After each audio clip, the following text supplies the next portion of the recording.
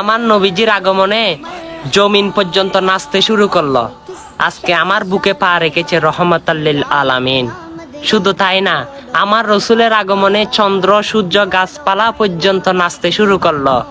আজকে কার আগমন? সরকারে কায়নাত নূরে মুজাসসাম মুহাম্মদ রাসূলুল্লাহ সাল্লাল্লাহু আলাইহি ওয়াসাল্লাম। কাফেরদের মনে ভয় সৃষ্টি হয়েছিল, আবু জাহেল নারাজ হয়েছিল। আর আমার রসুল আগমনের সাথে সাথে এমন একটি নূরের ঝিলিক বের হয়, আলো বের হয়, যে আলোতে সিরিয়ার প্রাসাদগুলো পর্যন্ত দেখা গিয়েছিল। সুবহানাল্লাহি ওয়া বিহামদিহি।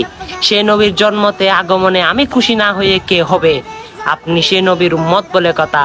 আমার প্রিয় নবীজি হাসরের ময়দানে আমার জন্য শাফায়াত করবে, আপনার জন্য শাফায়াত করবেন। সেই নবীর জন্মদিনে আপনি 100তে 100 খুশি না থাকলে আমার মনে হয় আপনি পুরোপুরি ইমানদার হতে পারলেন না।